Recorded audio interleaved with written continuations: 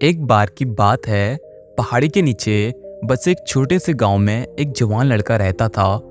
वो लड़का उस पूरे गांव में अपने आलस्य और कामचोरी के लिए प्रसिद्ध था। सभी गांव वाले उसे आलसी कहकर ही पुकारते थे, क्योंकि वो पूरे दिन एक पेड़ के नीचे पड़ा रहता, झपकियां लेता और अपने भविष्य के बारे में अच्छे अच्छे सपने देखता।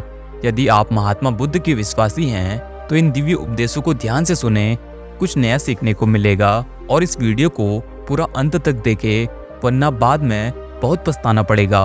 उस लड़के के दिन ऐसे ही आलस में गुजर रहे थे, लेकिन एक दिन उस गांव में एक बौद्ध भिक्षु पधारे, जो कि अगले 3 दिनों तक उसी गांव में ठहरने वाले थे। बौद्ध भिक्षु गांव में शिक्षा मांगते, दिन भर लोगों को उपदेश देते और रात्रि में गांव के बाहर बने बौद्ध मठ में विश्राम करते। बौद्ध भिक्षु जब भी भिक्षाटन के लिए जाते और भिक्षा लेकर वापस लौट आते, तो वो हर बार उस जवान लड़के को उसी पेड़ के नीचे लेटा ही पाते। बौद्ध भिक्षु 2 दिनों तक यह सब देखते रहे और वो समझ गए कि यह लड़का मानसिक आलस्य का गुलाम है।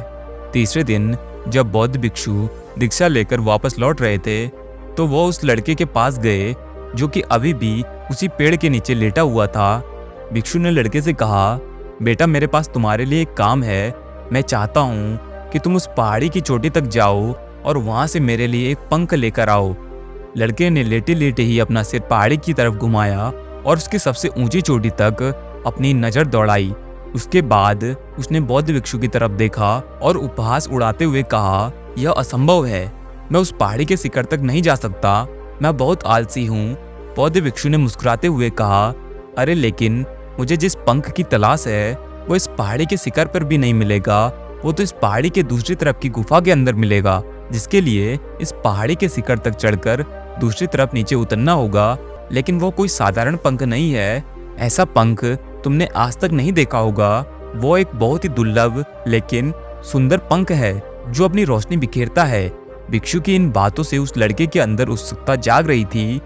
उसने आज से पहले ऐसी किसी पंख के बारे में कभी नहीं सुना था और ऐसे रोमांचक सफर के बारे में सोचकर वह अंदर से उत्साहित हो उठा।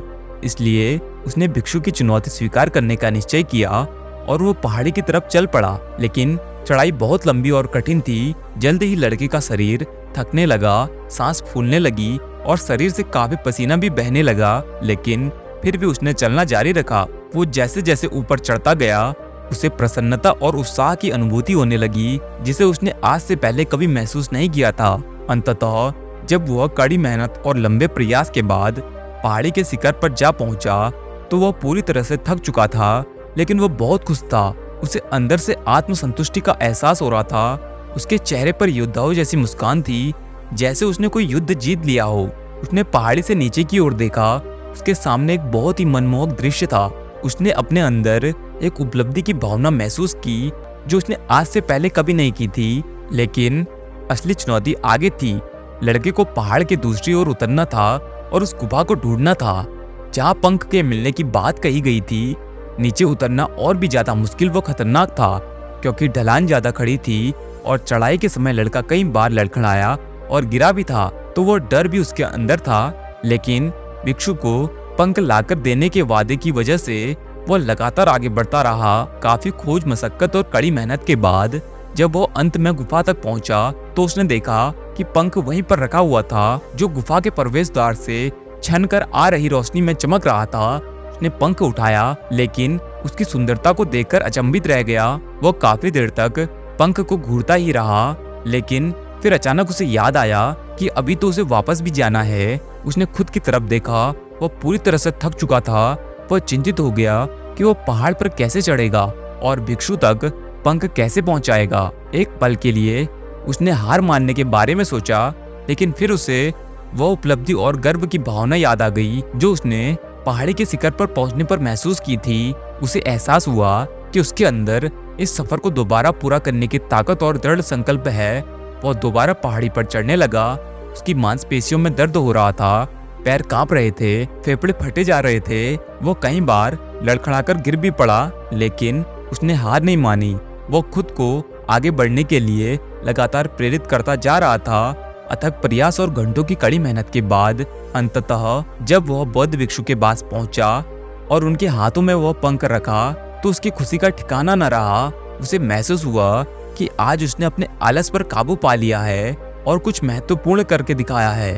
उसके चेहरे पर इतनी खुशी और संतुष्टि का भाव देखकर बौद्ध भिक्षु मुस्कुराए और बोले, बहुत बढ़िया मेरे बच्चे, आज तुमने जीवन का एक बहुत महत्वपूर्ण सबक सीखा है कि आलस्य कोई ऐसी चीज नहीं है जिसे स्वीकार कर लिया जाए या सहन कर लिया जाए। आलस्य एक चुनौती है जिसे दूर करना होगा। यही एक बाधा है जिसे पार करना होगा और आलस्य को खत्म करने के लिए तुम्हें अपना पहला कदम उठाना ही पड़ेगा। अपने लक्ष्य की ओर चलना ही पड़ेगा और तब तक चलते रहना पड़ेगा जब तक तुम अपनी मंजिल को हासिल नहीं कर लेते। लड़के ने भिक्षु के शब्दों की गहराई और उसके महत्व को समझते हुए हाँ में अपना सर हिला दिया। आज उसे एहसास हुआ कि वो हमेशा से ही बड़ी और महान चीजों को करने में सक्षम था, लेकिन उसके आलस्य ने उसे रोक कर रखा था। अब वो जानता था कि उसके पास अपने रास्ते में आने वाले किसी भी बाधा को दूर करने की ताकत और दृढ़ संकल्प है, जिस कारण आप लोगों की कदर करना भूल जाते हैं। लोगों की इज्जत करना हो तो आप उससे कभी कुछ सीख नहीं सकते, बल्कि आप उसकी निंदा करेंगे, उसका अपमान करेंगे। इसलिए जब भी हम अपने जीवन में कोई नई उपलब्धियां हासिल करते हैं जो आसान नहीं होती, तो हमारे मन में यह घमंड भी पनपने लगता है। इसके बाद भिक्षु ने उस लड़के को आशीर्वाद दिया और उस गांव से चले गए। इस कहानी से सीखने वाली बात यह है कि जब हम असंभव लगने पर भी अपने लक्ष्य को प्राप्त करने के लिए खुद आगे बढ़ते हैं, तब हम अपने भीतर एक ऐसी ताकत और दृढ़ संकल्प की खोज करते हैं जिसके बारे में हम पहले कभी नहीं जानते थे। आलस्य पर काबू पाने के लिए हमें खुद को चुनौती देनी चाहिए और बड़े महत्वाकांक्षी लक्ष्य बनाने चाहिए। फिर चाहे वो लक्ष्य कितने ही मुश्किल क्यों ना हो, हमें लगातार खुद को अपनी शारीरिक और मानसिक सीमाओं से परे धकेलते रहना चाहिए और असफलताओं व बाधाओं का सामना करने पर भी अंदर से मजबूत बने रहना चाहिए। हमें अपने लिए नियम बनाकर उस पर रहकर अपनी दैनिक आदतों और दिनचर्या में अनुशासन और निरंतरता भी विकसित करनी चाहिए। हम कुछ ऐसी आदतें बना सकते हैं जो हमें मन न लगने पर भी ध्यान केंद्रित करने और क्रियाशील बने रहने में मदद करती है। एक और महत्वपूर्ण बात, आलस पर काबू पाने का मतलब विकास की मानसिकता विकसित करना है। इसका मतलब चुनौतियों और असफलताओं को विकास और सीखने के अवसरों के रूप में देखना, ना कि हार मानने के कारणों के रूप में। विकास की मानसिकता को अपनाकर हम असफलता के बारे में अपनी सोच को नया रूप दे सकते हैं और इसका अपने सुधार और सीखने के लिए उपयोग कर सकते हैं। और अंत में हमें अपने आलस्य पर काबू पाने के लिए अपने आराम को छोड़कर जीवन की चुनौतियों और अवसरों को स्वीकार करना ही पड़ेगा।